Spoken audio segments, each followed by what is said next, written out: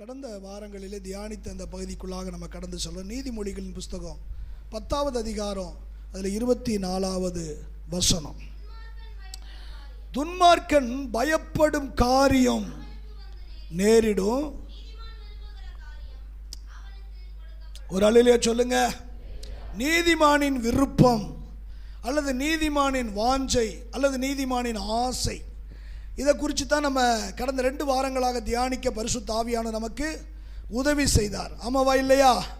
ஆமாம், விருப்பம், நீதிமானின் விருப்பம். வேதம் சொல்லுகிறது, நீதிமானின் விருப்பத்தை கர்த்தர் கொடுக்கிற தேவனாக இருக்கிறாரு. நான் சொல்றேன், கேட்டான்னு இல்லை, விருப்பப்பட்டாலே கர்த்தர் கொடுப்பாராம். அப்படிப்பட்ட நல்ல தெய்வத்தை நம்ம ஆராதிக்கிறோம். எத்தனை பேர் நம்புறீங்க? நீதிமான் விருப்பம் அவனுக்கு அது கொடுக்கப்படும் அப்படின்னு சொல்லி. அப்போ நம்முடைய விருப்பத்தை குறித்து ஆண்டவர் அறிந்திருக்கிறார். உலகத்தானுடைய விருப்பத்துக்கும் நீதிமானுடைய விருப்பத்துக்கும் வித்தியாசம் இருக்கணும். அவனைப் போலவே நம்மளும் விருப்பப்பட்டா அவனுக்கும் நமக்கும் என்ன கிடையாது? வித்தியாசம் கிடையாது. ஆமாம், உலகத்தானுடைய என்ன விருப்பமெல்லாம் நீங்கள் பார்த்தீங்க அப்படின்னு சொன்னால், பிலிப்பியரில் சொல்லப்பட்டிருக்கு, அவர்களுடைய தேவன் வயிறு, அவர்கள் பூமிக்கு அடுத்தவைகளையே சிந்திக்கிறார்கள் அப்படின்னு. ஏன்னா அவங்க எண்ணம் பூரா இந்த உலகத்தை சார்ந்தே இருக்கிறது, பூமிக்கு அடுத்த காரியத்தை தான் யோசிக்கிறாங்க. ஆனால் நீதிமானுடைய விருப்பம் அப்படி அல்லவே அல்ல. அவனுடைய விருப்பம் முழுவதும் கர்த்தரை சார்ந்தே இருக்கிறது. அல்லேலூயா!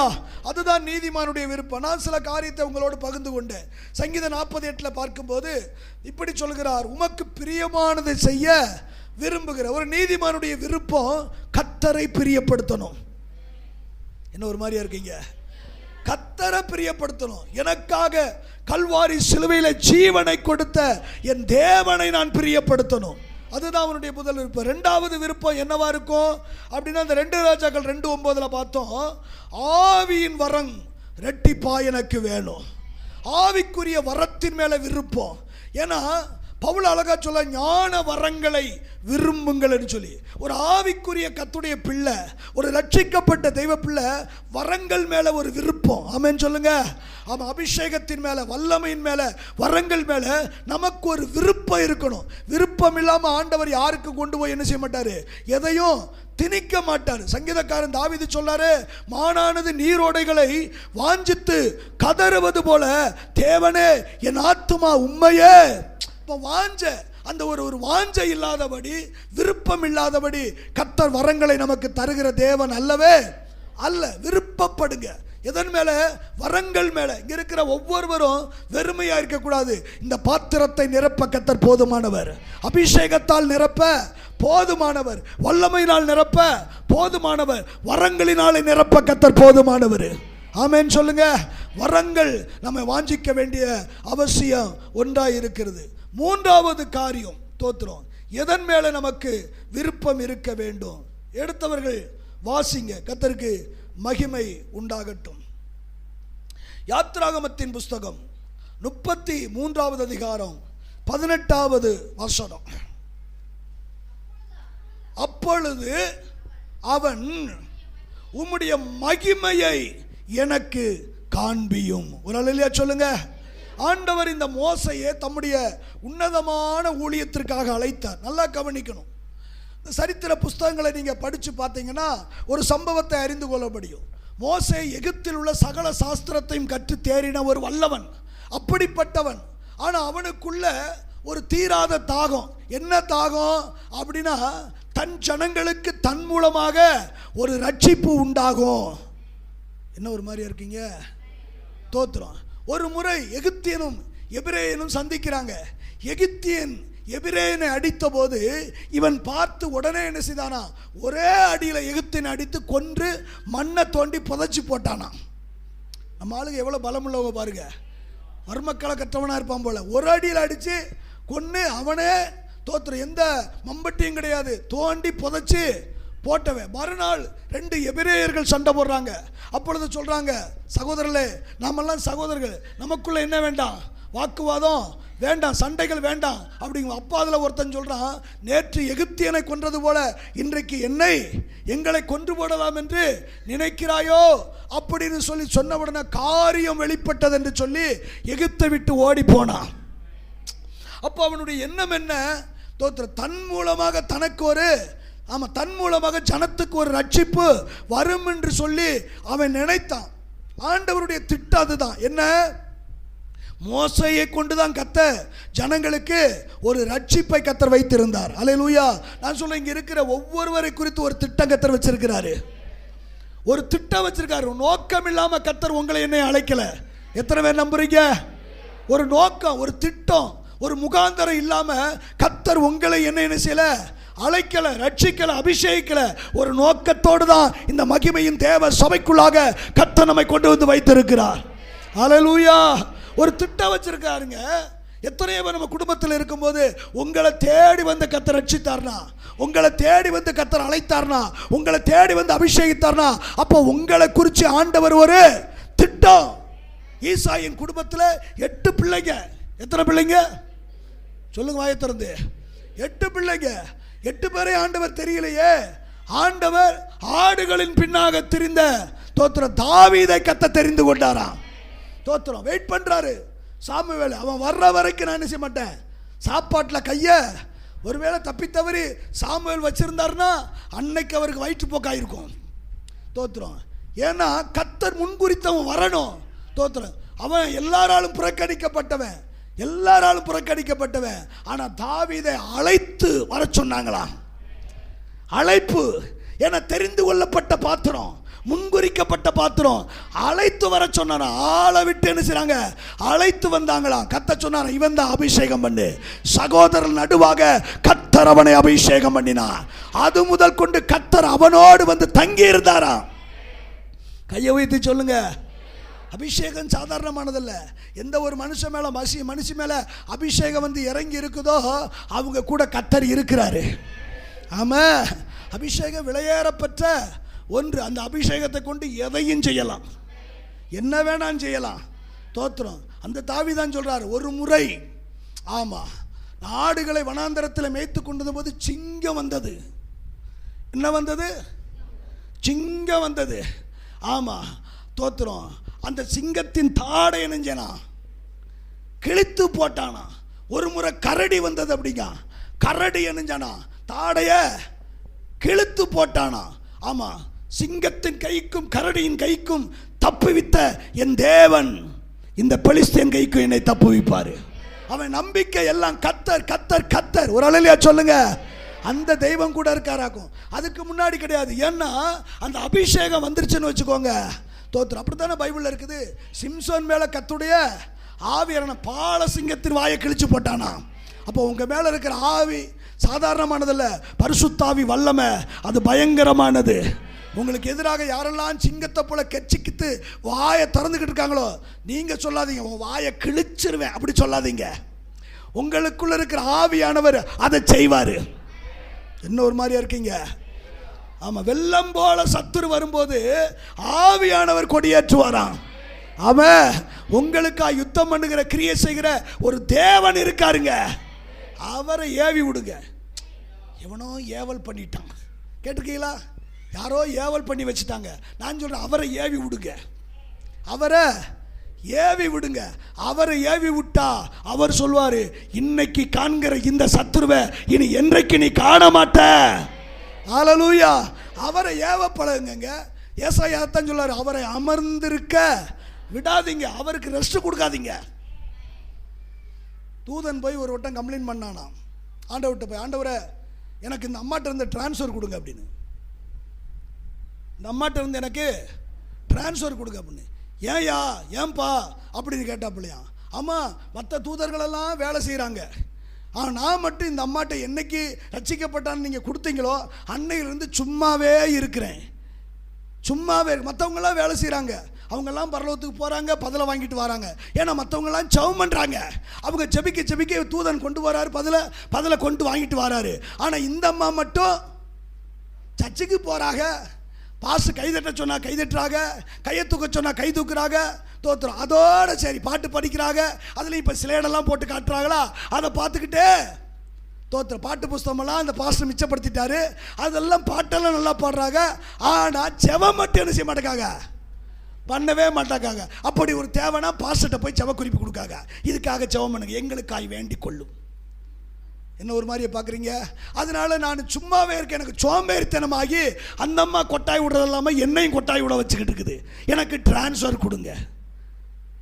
அது நம்ம சபையை சேர்ந்தவங்களா இருக்காது, நீங்களா இருக்க மாட்டீங்க. நீங்களாம் செவ வீராங்கனைங்க. ஒரு அல்லேலூயா சொல்லுங்க. நீங்கள்லாம் முழங்கால் போட்டீங்கன்னா சும்மா அடே அப்பா தோத்திர வானத்தில் அக்கினியே இறங்கி வராதவன் நீங்கள் விடவே மாட்டீங்க, செவத்தை முடிக்க மாட்டீங்க. ஆளை பாருங்க. ஒரு அல்லேலூயா சொல்லுங்க. கர்த்தருக்கு மகிமை உண்டாவதா. கவனிங்க, இந்த மோசே பயந்து ஓடினவன் தான். ஆனால் தேவன் அவனை கொண்டு தான் ரட்சிப்பு வச்சிருந்தாரு. ஆனால் அவர் ஒரு வேலையை வச்சிருந்தாரு. என்ன அப்படின்னா, ரட்சிப்பு ஓ மூலமாக தான் நான் கொடுக்க நினைக்கிறேன். ஆனால் ஓ விருப்பம் நீ நினைக்கிறிய அது மாம்சத்தின்படி இல்லை. ஏன் மூலமாக ரட்சிப்புங்கிறது ஜனங்க அறியணும். ஏன் மூலமா உன்னை கொண்டு தான். ஆனால் ஏன் மூலமாக தான் ரட்சிப்பு அப்படிங்கிறத ஜனங்க அறியணும். அதனால நீ இன்னும் என்ன செய்யணும்? பக்குவப்பட வேண்டியது இருக்குது. சில பேருக்கெல்லாம் என்ன, என்கிட்ட மட்டும் மைக்கை குடிக்கட்டும், நான் எல்லாத்தையும் டச்சுன்னு சொல்லி மல்லாக்க விழ வச்சிருவேன். என்கிட்ட மட்டும் மைக்கை கொடுத்தாங்கன்னா சும்மா பாருங்க அப்படின்னு சொல்லி நான் சொல்லுவேன். கொஞ்சம் பலத்தில், மாம்ச பலத்தில் கொஞ்சம் தூரம் ஓடலாம். வேதம் சொல்லுகிறதுக்கு எலியா அந்த பலத்தினாலே ஓரே பர்வதம் மட்டும் நடந்து போனானா. தேவ பலத்தினால தான் நம்ம எதையும் செய்ய முடியும். பலத்தினாலும் அல்ல, பராக்கிரமத்தினாலும் அல்ல, தேவ ஆவியினால மட்டும்தான் முடியுங்க. நம்ம அறிவு திறனை வச்சு எதையுமே அப்படி செய்ய நினைச்சா தோற்று போவோம், தோல்விகளை சந்திப்போம். சத்துரு நம்ம கொஞ்ச நாள் ஓடலாம், பயங்கரமாக இருக்கும், அப்படி இப்படி இருக்கும், ஆனால் தோற்று போவோம். ஊழியம் சாதாரணமானது அல்லவே அல்ல. ஒரு பரிசுத்தவான் இப்படி சொல்றாரு, உரலுக்கு ஒரு பக்கம் இடியாம், மத்தாளத்துக்கு 2 பக்கம் இடி அப்படிங்கிறாரு. ஆனால் ஊழியக்காரனுக்கு மட்டும் 4 பக்கமும் இடி அப்படிங்கிறாரு. வேணுமா? உரலை ஒட்டி இடிக்கிறதே பெரும்பாடு. பேதுருவே, உன்னை சாத்தானானவன் சுளைகளை போட்டு புடைப்பதற்கு என்னிடத்தில் வேண்டிக் கொண்டான். அப்போ இயேசுநாதர் என்ன செஞ்சிருக்கணும்? பிசாசு வந்து கேட்குறான், சொலகளை போட்டு புடைக்கிற. சொலகளை எப்படி புடைப்பாங்க? இன்றைக்கி அந்த பிரச்சனை நமக்கு இல்லை, அதனால தெரிய மாட்டேங்குது நிறைய பேருக்கு. கிராமங்களில் பார்த்தீங்கன்னா அதை லாத்தி புடைப்பாங்க. இப்படி மட்டும் புடைக்க மாட்டாங்க, அது 2 அப்படி அப்படிம்பாங்க. அது அப்படியே பெறணும், அப்படிங்கும் இப்படிங்கும். என்ன ஒரு மாதிரியா இருக்கீங்க? சொலகளை வச்சு புடைச்சி பாருங்க. நல்ல ஆளுங்க உட்காந்துக்கிட்டு அம்மியில் அரைக்கிறது கிடையாது, ஆட்டோரில் ஆட்டுறது கிடையாது, வலிக்காமல். அதுவும் கூட இப்போ கடையில் வாங்கி சுட்டு, அதுவும் சில பேர் கடையில் 2 இட்லி வாங்கிட்டு வந்துருங்க. பிறகு கேட்டால் இங்கனை பிடிக்கி அங்கனை பிடிக்கி புட்டுக்குள்ளே ஒரே வலி. பாஸ்டர் ஜெபம் பண்ணுங்க. எப்படி சொல்லி ஜெபம் பண்ண? தோத்துறோம். ஆமாம், முன்னாடி நல்லா குனிஞ்சு என்ன செஞ்சோம்? சோப்பு போட்டோம், தேய்ச்சோம், அடித்து துவைச்சோம், தோத்திரம் அப்படியெல்லாம் இருந்துச்சு. இன்னைக்கு தோத்திரம் தூக்கி எடுத்து போட்டுட்டு அதுக்குள்ளே போட்டு டைனை போட்டு வச்சுட்டு உடனே நம்ம நினைச்சிடும்.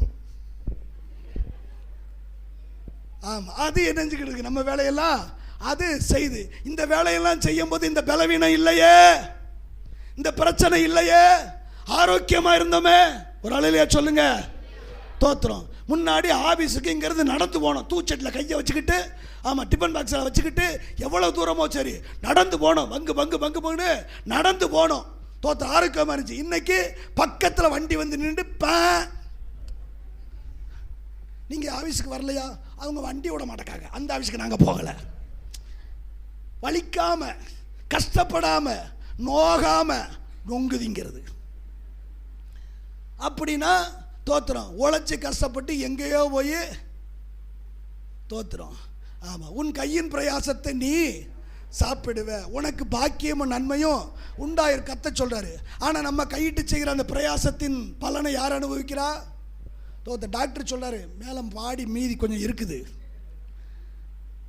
நீங்கள் தொடர்ந்து மாத்திரை எடுக்கணுமாக்கும். ஏன்னா மேலே ஆமாம், கொத்தனார் கூலி யார் கொடுக்கறது? கொத்தனார் வேறு கூலியை கூட்டிட்டாங்களாம். யார் கொடுக்கறது? இன்ஜினியருக்கு யார் கொடுக்கறது? நீ வந்தால் தான் தாய் கொடுக்க முடியும். அதனால் நீங்கள் என்ன செய்யணும்? மாதம் தவறாமல் வந்து மாத்திரை வாங்கிட்டு போங்க.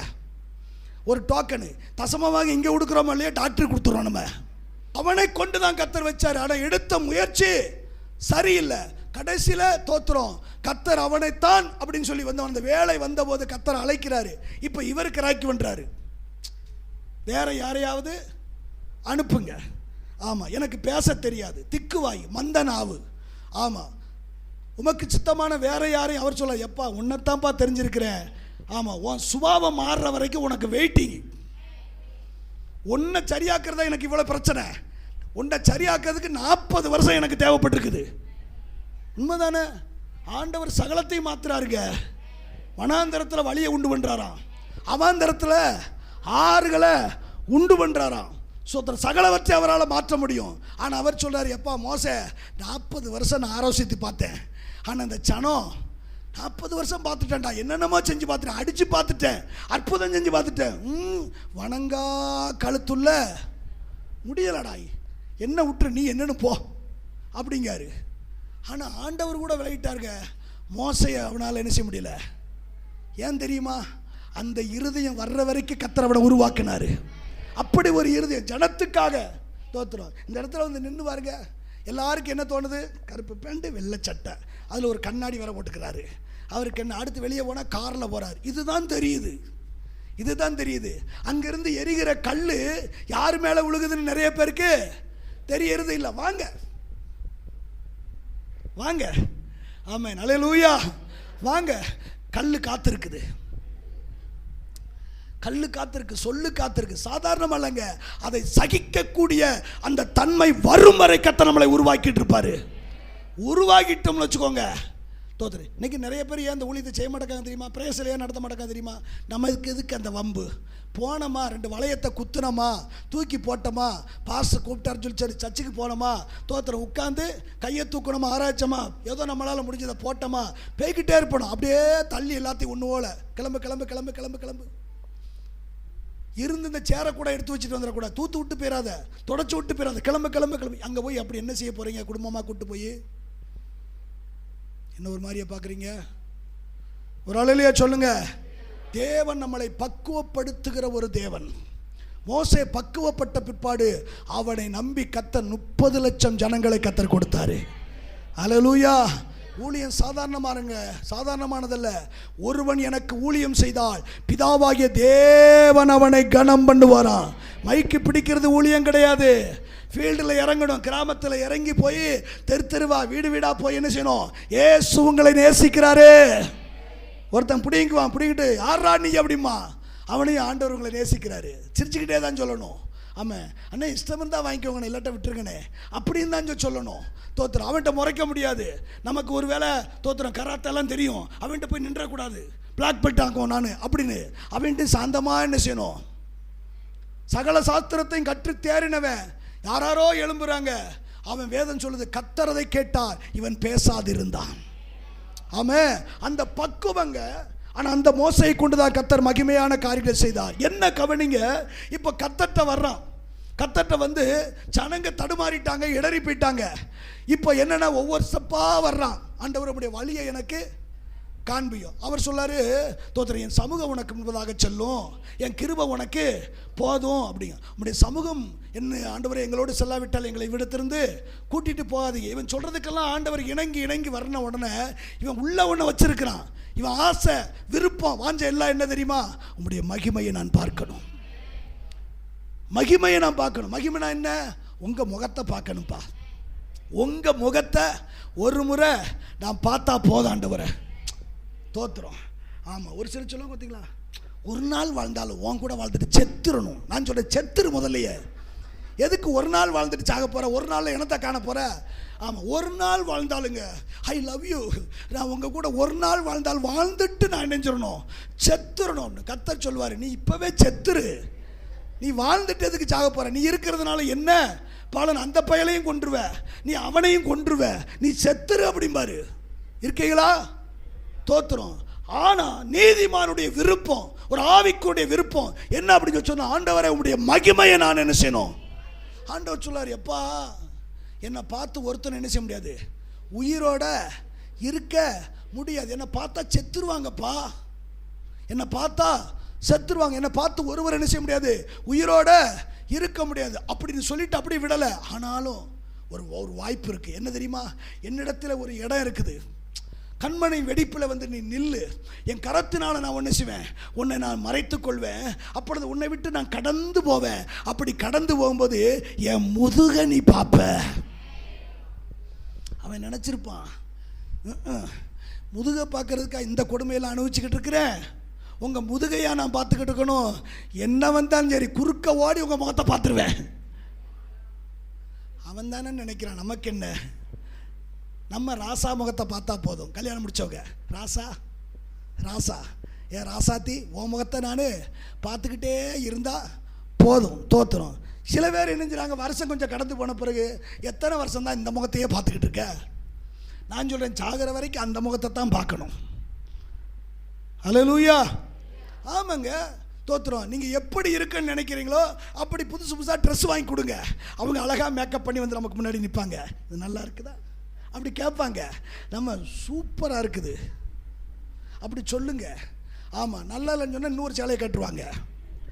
அதனால் சூப்பராக இருக்குது அப்படின்னு நீங்கள் என்ன செய்யுங்க, தோத்துறோம். எப்பா எம்மா அழகு அவ்வளோ நல்லா இருக்கம்மா அப்படின்னு சொல்லி பாருங்கள். இனம்புரி அன்னைக்கு உங்களுக்கு ஸ்பெஷல் சாப்பாடு. இன்னும் ஒரு மாதிரி இருக்கிறீங்க, நமக்கு தெரியாமல் நாங்கள் உண்மையைத்தானே சொல்லணும்னு சொல்லியிருக்காரு ஆண்டவர். அதனால் பரவாயில்ல விடு விடு அப்படின்னு ஒரு மாதிரியாக இருந்தோம்னா அன்னைக்கு சோறும் குழம்பும் பரவாயில்லாமல் தான் இருக்கும். ஒரு அலையிலேயே சொல்லுங்க, கர்த்தர் நல்லவர். கவனிங்க, என்ன அப்படின்னா முகத்தை பார்க்கணும், மகிமையை நான் பார்க்கணும். ஆண்டவர் சொல்றார், பார்க்க முடியாது அப்படின்னு சொன்னால் என் முதுக நீ பாப்பா அப்படின்னு அவள் வசனம் சொல்லுகிறது. என்னாகமத்தின் புஸ்தகம், சாரி யாத்திராகமம் 33:12 ஒன்று வாசிங்க.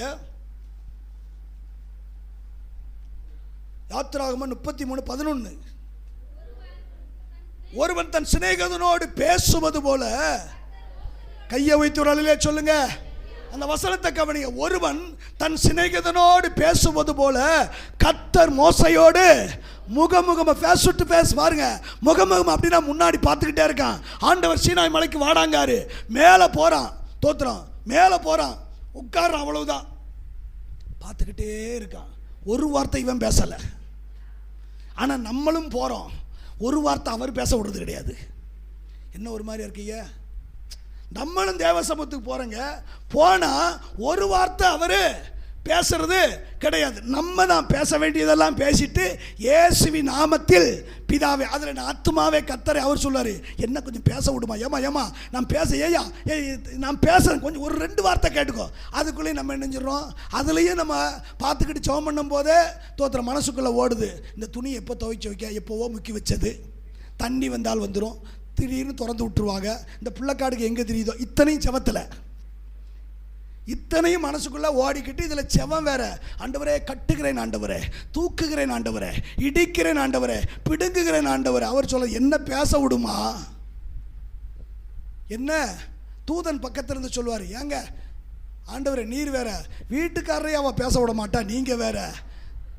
அப்படித்தான் அவர் தூதன் பக்கத்தில் சொல்லுவார், வீட்டுக்காரரை இது வரைக்கும் பேச விட்டது கிடையாது, நம்ம பேசுறதான். கையை வைத்து ஒரு அலையிலே சொல்லுங்க, தோத்துறோம். வேதம் சொல்லுது முகமுகமாக என்னஞ்சானா. என்னாகமத்தின் புஸ்தகம் 12வது அதிகாரம் 1-8 வசனங்களை சம்பவத்தை சொல்கிறேன்.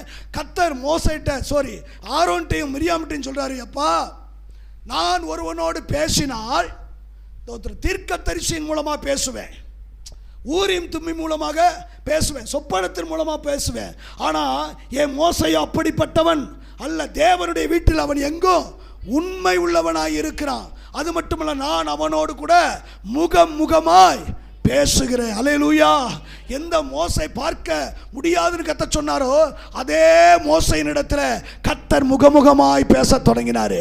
அதனால தான் போய் உட்கார்ந்தவன் அப்படியே பார்த்துக்கிட்டே இருக்கான். அவர் பேசிக்கிட்டே இருக்காரு, கேட்டுக்கிட்டே இருக்கான். பேசுங்க ஆண்டவரே, பேசுங்க ஆண்டவரே, நீங்கள் பேசுங்க. ஒரு அலையிலே சொல்லுங்க. ஏங்க நம்ம பேசவே வேண்டாங்க, கர்த்தருக்கு தெரியும். உன் வாயிலிருந்து சொல் பிறவாவதற்கு முன்பதாகவே நீ என்ன தேவையோட என் பாதத்துக்கு வந்திருக்கிற எனக்கு தெரியும். நான் பேசுறத கொஞ்சம் கேளு. நான் சொல்ல, இதுவரைக்கும் நீங்க பேசுறத கேட்டாரு. ஒரு தீர்மானம் எடுப்போம், இந்த நாள்ல இருந்து ஆண்டவரே நீர் பேசும், நான் கேட்கிறேன். சொல்லும் அடியேன், சாமுவேல் அப்படித்தானே சொன்னான், சொல்லும் அடியேன், நீங்க பேசுங்கப்பா, நானு கேட்கிறேன். யாக்கோபு அழகா எழுதுறாரு. ஆமா, என்ன எழுதுறாரு அப்படின்னா, கேட்பதற்கு தீவிரமாயும் பேசுவதற்கு கொஞ்சம் பொறுமையா இருங்க. இன்னைக்கு என்ன தெரியுமா, பொறுமை தான் நமக்கு இல்லை, பேசுறது பேச வேண்டியதெல்லாம் நம்ம. ஆமாம், ஏதாவது பேச ஆரம்பிச்சு அதுக்கு ஒரு பதில். நம்ம பேசிக்கிட்டே இருக்கோம். நான் சொல்கிறேன், ஆண்டவர் சமூகத்துக்கு வந்து அவர் பேச விடுங்க. கையை உயர்த்தி ஹல்லேலூயா, ஆண்டவருடைய பரிசுத்த நாமத்துக்கு மகிமை உண்டாதாக. மோசேயினுடைய விருப்பம், வாஞ்சை, உம்முடைய மகிமையை நான் பார்க்கணும். தெய்வ பிள்ளையே, நீ ஆண்டவரை ஆராதிக்கிற ஒரு தெய்வ பிள்ளையாக இருந்தா அவர் முகத்தை நீ தரிசிக்க வாஞ்சிக்கணும். அதுதான் ஒரு நீதிமானுடைய விருப்பம். கர்த்தர் உனக்கு வெளிப்படுவார். வெளிப்பட மாட்டேன்னு ஒரு நாளும் சொன்னதே கிடையாது. டிஜிஎஸ் தினகரன் ஐயா அவர் ஊழியத்துக்கு அழைக்கப்பட்ட பிற்பாடு தோத்திரம் அவர் ஆண்டவர் சமூகத்தில் வச்ச கோரிக்கை என்ன தெரியுமா? 2 காரியமா. ஒன்று, எனக்கு அபிஷேகம் வேணும். 2வது, ஆண்டவரை நான் தரிசிக்கணும். என்னை ஊழியத்துக்கு நீங்கள் அழைச்சிங்கல்லப்பா, எனக்கு அது ஒரு உறுதிப்பாடு வேணும்னு அவர் பல மாதம் ஜெபம் பண்ணுறாராம், உபவாசம் அடிக்கடி இருக்கிறாராம். ஆனால் ஒரு வட்டம் ஆண்டவர் தம்மை காண்பிக்க மாட்டாராம், காண்பிக்கலையாம். அப்போது இன்னும் ஒருத்தட்ட சொன்னாராம், நான் இப்படி வாஞ்சிக்கிற விரும்புகிறேன்னு, டிஜிஎஸ் உனக்காக நானும் ஜெபம் பண்ணுறேன் அப்படின்னு சொல்லிட்டு சில ஆலோசனைகளை வழங்கி ஜெபிக்க வச்சாங்களாம். நடந்தது என்ன தெரியுமா? ஒரு நாளில் அவர் சொல்றாரு, நான் அவரை முகமுகமாய் கண்டேன். அறையிலே முகமுகமாய் என் ஆண்டவர் வந்து என்னோடு மணிக்கணக்காய் பேசினார் அப்படிங்கிறாரு. நம்முடைய தேவன் பட்சபாதம் உள்ள தேவன் அல்ல. டிஜிஎஸ் தினகரனுக்கு மட்டும்தான் வெளிப்படுவாரா? நமக்கு வெளிப்பட மாட்டாரா? இயேசு இன்றைக்கும் ஜீவிக்கிறாரு.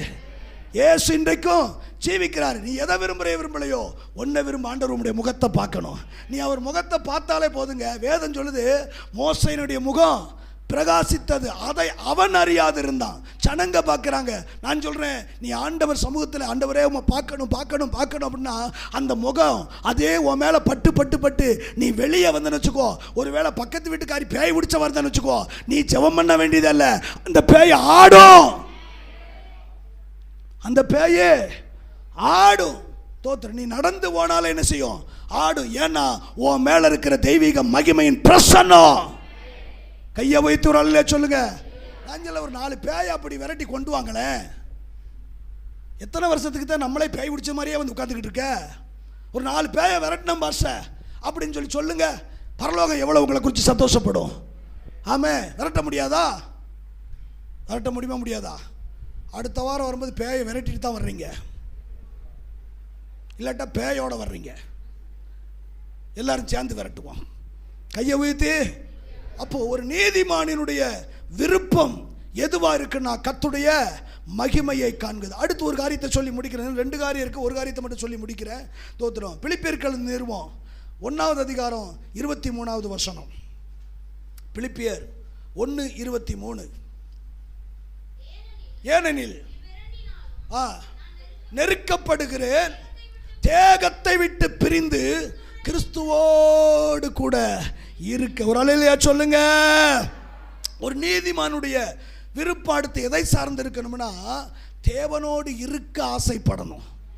ஆண்டவருடைய பிரசன்னத்தில், ஆண்டவருடைய சமூகத்தில் இருக்க என்ன மனுஷனும் ஆசைப்படணும், விருப்பம். 1000 வேலை இருக்கட்டுங்க, எல்லாவற்றை பார்க்கணும். அவர் பிரசன்னத்தில் இருக்க ஆசைப்படுங்க, அவரோடு கூட இருக்க ஆசைப்படுங்க. தாவீது சாலமோனுக்கு சொன்னான், சாலமோனே, நீ கர்த்தரை தேடினால் அவர் உனக்கு தென்படுவா. நீ அவரை விட்டுட்டனா அவர் உன்னை என்றென்றைக்கு உன்னை நினைச்சுவாரு. நீ கர்த்தரோடு இருந்தா கர்த்தர் உன்னோடு கூட இருப்பார். அப்ப நம்ம இருந்தா தான் அவர் நம்ம கூட இருக்க விரும்புகிறார். நான் சொல்றேன், உங்க விருப்பம் எதுவா இருக்கிறது? தோத்திரம். கர்த்தரோடு இருக்க நான் ஆசைப்படுகிறேன். அவன் தேகத்தை விட்டு அதை விட்டுருங்க. அதை விட்டுட்டு ஒரே ஒரு காரியம், நான் அவரோடு இருக்க ஆசைப்படுகிறேன். ஒரு நீதிமான விருப்பம் கர்த்தரோடு இருக்கணுங்க. ஆண்டவர் தம்முடைய 12 சீடர்களை தெரிந்து கொள்ளும் போது எதுக்கு தெரிஞ்சுக்கிட்டாரா? மார்க் 3 அழகா சொல்லப்பட்டிருக்கு, அவர்கள் தம்மோடு கூட இருக்கும்படி. ஆண்டவருடைய விருப்பம் எல்லாம் தெரியுமா? நீங்களும் நான் அவர் கூடவே இருக்கணும். ஆமே, அவர் கூடவே இருக்கணும். இன்னைக்கு அந்த விருப்பம் உங்களுக்குள்ள இருக்கிறதா? விருப்பப்படுங்க, கூட இருக்க. ஒரே ஒரு வசனத்தை வாசித்து நம்ம ஜெபம் பண்ணுவோம். 2 கொரிந்தியர் நிருபம் 5வது அதிகாரம் 8வது வசனம் இப்படி சொல்லுகிறது. 2 கொரிந்தியர் 5:8.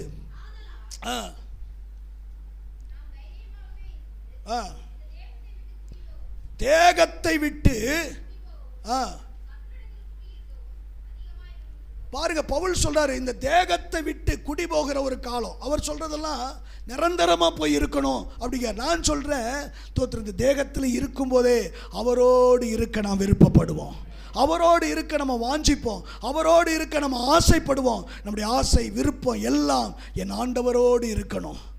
அவர் சமூகத்துக்கு, அவருடைய பிரசன்னத்துக்கு நீங்கள் முக்கியத்துவம் கொடுங்க. நான் சொல்கிறேன், என்னெல்லாம் விருப்பப்படுகிறீர்களோ அத்தனையும் என் தெய்வம் தருவதற்கு போதுமானவர்.